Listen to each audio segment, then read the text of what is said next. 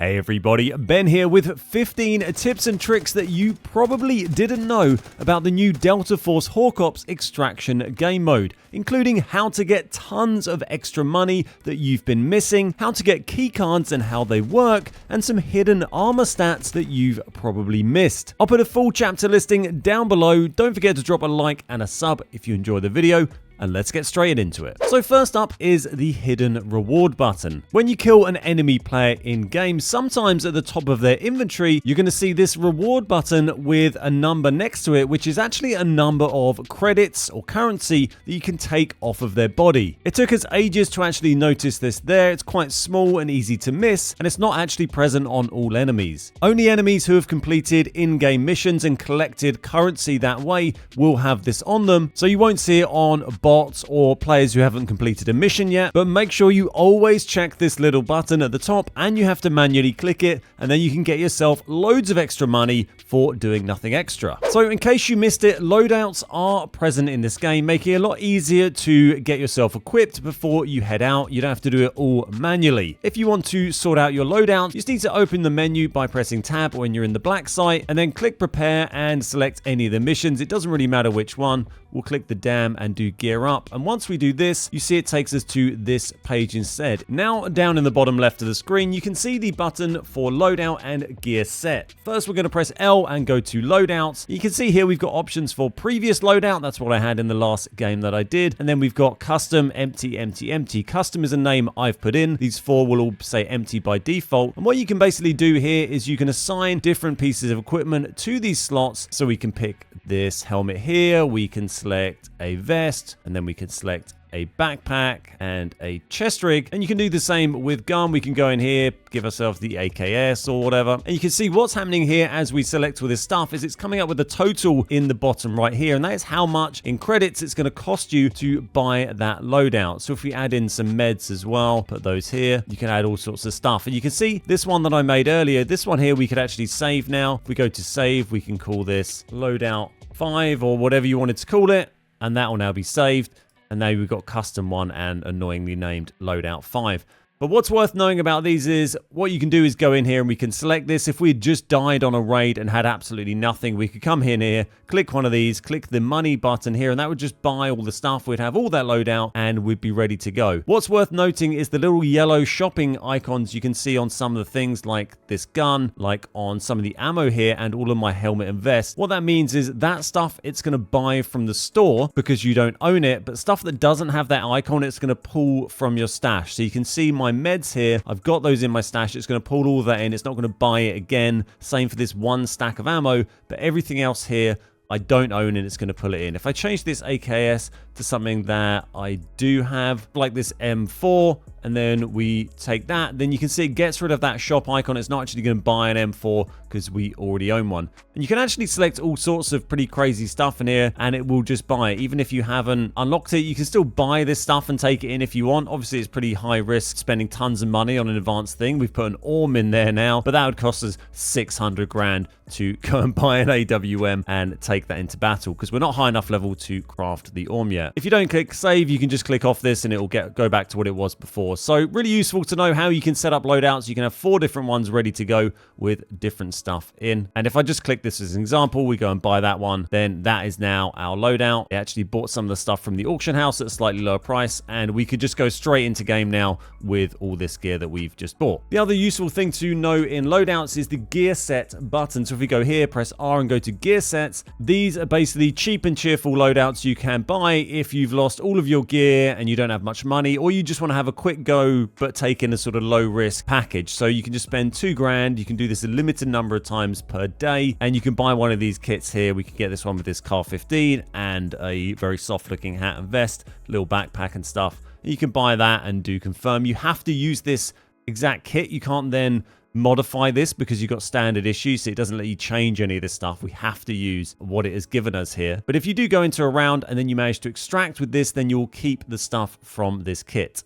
So a really useful thing that we missed for quite a while is the events tab. If you just go into your menu in the black site and at the bottom here, events, or press F6, you've got all of this stuff here. And if you've not visited this tab, but you've played a bunch of games, you're probably going to notice there's little yellow notification icons on all of these tabs under all sorts of things. And if you click through them and click on stuff and claim it, you'll find you've actually had loads of events, dailies, longer term ones, various bits, and if you claim them all, you're going to get loads and loads of cash and items just for ticking off events from playing the game normally. So when you die in game, you will lose all of the stuff you have on you, but you do keep a couple of things. Your card holder and your safe box are both marked as safe. So if you have keycards in your card holder, you won't lose those if you die. As well as that, you also have your safe box, which you can fit a small item into, and you won't lose that either. So this confused us for a little while. When you finish a round, it comes up and says total earnings 300,000, 400,000, whatever. And then I look at my money and only had 100k. What that is saying is that's the amount of money you extracted with from your in-game missions and stuff, but it's also the total value of all of the stuff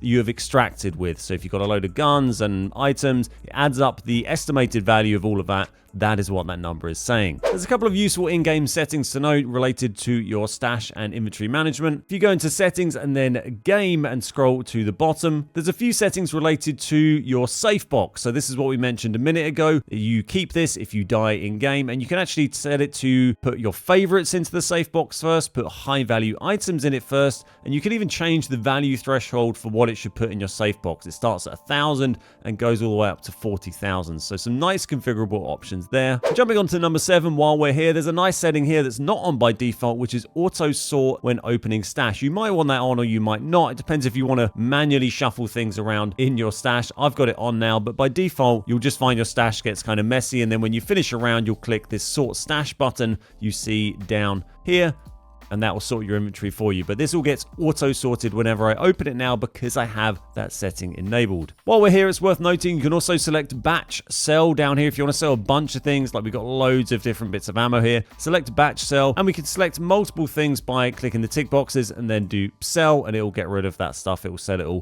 nice and quickly for us. If you're wondering where to find key cards in game, you can just find them around on maps. They're just rare items. They're found normally. There's different ones for each of the different maps, and they'll give you access to different areas. You can also buy them through the auction house. They're pretty rare, but if you go to auction and go to key cards, you'll find the ones for the different maps, and you can see the cost of them here. Some are cheaper than others depending on how useful they are, and once you've bought those, they'll go into your stash. You can then drag them into your card holder if you wish to take them with you, and they'll actually have a certain amount of uses. They're not single use only, and if you click on them and go to details page, you can see here durability 20 out of 20. If we hover over this, normal operations cost 1, confidential operation cost 2, covert cost 3. That's the 3 difficulty settings you can gradually do as you level up throughout the game. But on normal operation difficulty, you'll use 1 use of this every time you use it. You can see this one here I went and used earlier. That's now gone down to 19, so it's got 19 uses left. Also, when you get a key card, you can actually go to the used at button you see here. If you press used at, it'll show you exactly where you use that on the map that it's for. Some of the items you find in game might actually sell for a lot more than the estimated cost. You see if I hover over these items, it says 12,000, 14,000, whatever. It tells you how much it thinks they're worth. But actually, some of the things that are used to upgrade your black site can cost a ton of money.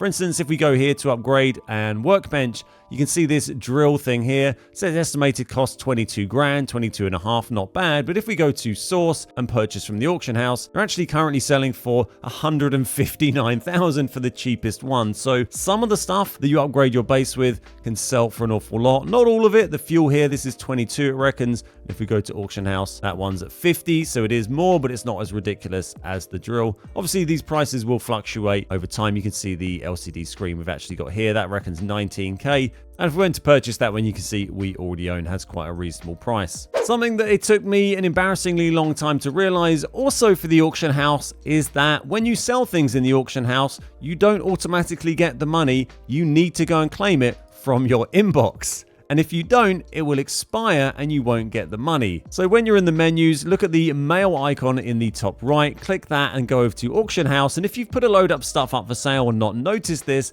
then you'll need to go here and you can do claim all and claim all of this stuff, and you'll be given a huge pile of cash. I just did that a little while ago. and got a few 100,000 credits for doing so.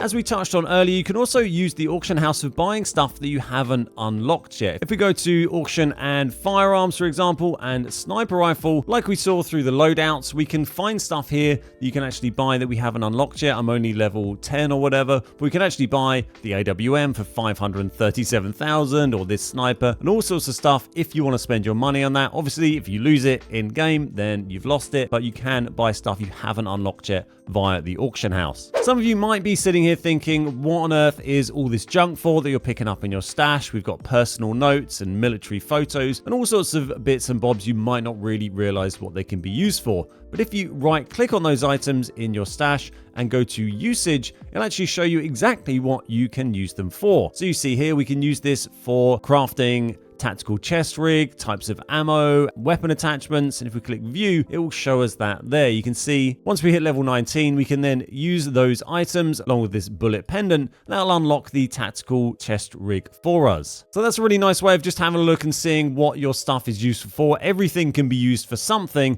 and it's up to you whether you want to hold on to it or sell it on. A useful thing to know about body armor, if you go to your supply station and then a base support battalion, you can view all the helmets, vests, chest rigs, and everything in here. And if you click through these and look at the stats, you can actually see that a lot of the helmets give a buff to hearing range. The top one here gives hearing range plus 50%, and even the MC201 helmet here gives 20% hearing range. The footsteps in this game do seem a little wild and loud, but some of that might be exacerbated by the fact that you might have picked up one of these helmets and not actually realized, and then you suddenly have superhuman hearing, and you can hear footsteps a lot more loudly. You do get an icon at the bottom of the screen as well when you're wearing one of these helmets that'll tell you that you have some sort of hearing range buff. Another thing worth keeping in mind with armor is that every time you repair armor, it will lose max durability. So you can see we've got this nylon vest, for instance, that's damaged here. If we go to repair this, and most time you probably don't even bother reading half this stuff because who does? But what it's saying here is that it's going to repair the durability, but it's going to lose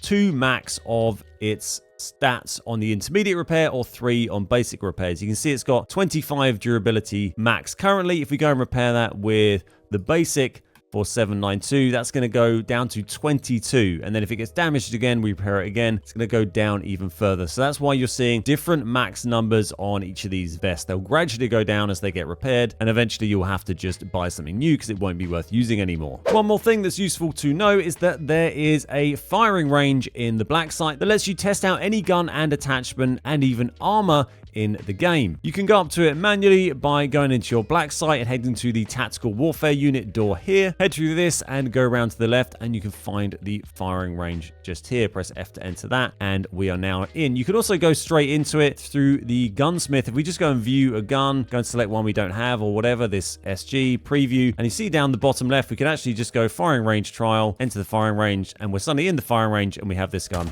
equipped. So you can get straight in here. And what you can do is if you just press tab to open your inventory when you're in the firing range and then just change what you have equipped, you can select from any of these. We'll go with the trusty AWM we've been using as an example for the whole video. We can go to modify. We could put whatever this thing is, this lock kit on there. We could go back. We can put a scope on there. Let's put this marksman scope on there. There we go. If we go select equip, we've now got the scope equipped.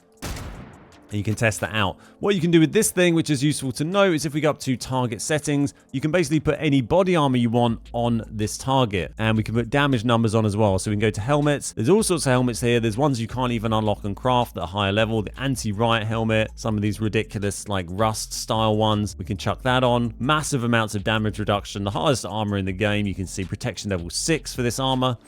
We can chuck this on that lad and then test out the AWM. Still one-shots this guy in the head, but it does take a couple of shots in the body. And you can use this to test out time to kill or how many headshots to kill with any weapon and any gun and any attachment combo in the entire game. So that's everything for today. If you've got any questions about the game or other handy tips, then please drop them in the comments down below. And if you enjoyed the video, then please consider dropping a like and subbing to the channel for more videos like this. Thanks so much for watching. My name's Ben, we are the Beard Guys, and I'll see you next time.